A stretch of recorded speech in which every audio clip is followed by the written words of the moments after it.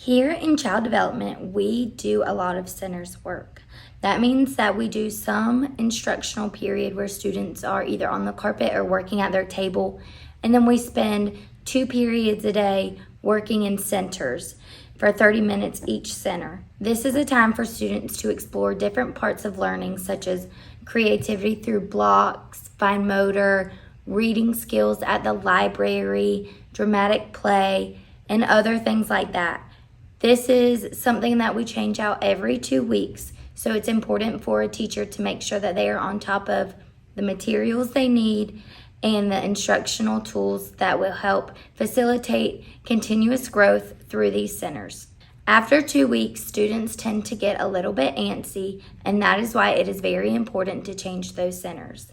In my classroom, I have a block center, a sensory center, a writing center, a fine motor center, a math center, a dramatic play, library, and then every week I meet with groups of students twice a week, and sometimes we have a science center.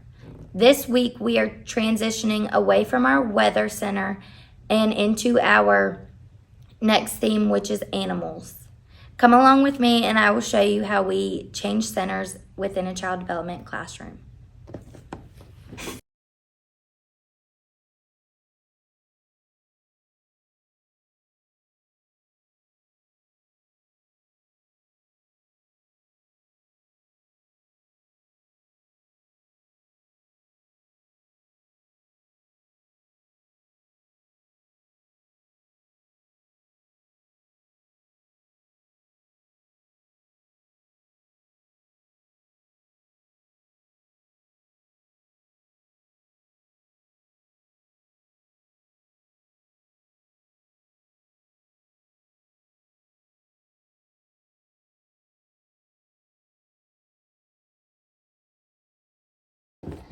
The next center that is going to be getting changed out is the math center.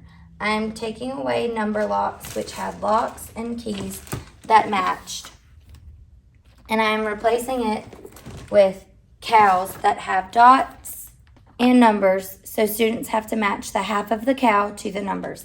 I'm going to sort through to make sure I'm using appropriate numbers for our students' abilities at this time of the year.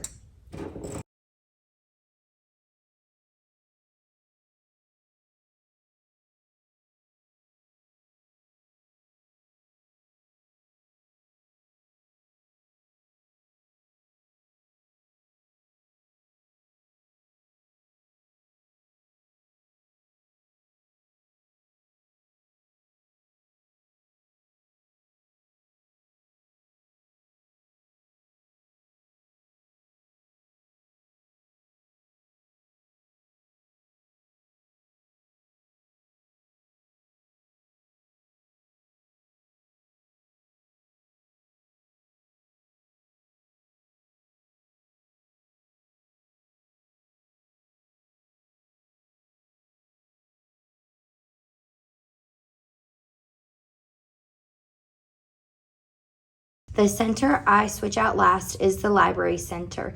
This is because I have to find books for every center. So when I pull out the books from the library, I go into the closet and I look for books that would fit the theme we are currently transitioning into, which is animals. Once I find enough books to fill all of our centers, I will go back to the library and fill the library first with the most engaging books that match our theme. Then I will fill the other centers with the rest of the books that match our theme.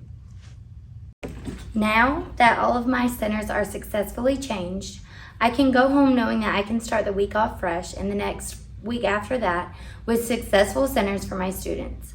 Sometimes I revise my groupings and make sure that students get to hit every center by the end of the week and that the person that they are with will help them grow as a learner. I hope that this helps you and encourages you to use fun, centers, and thematic learning within your classroom.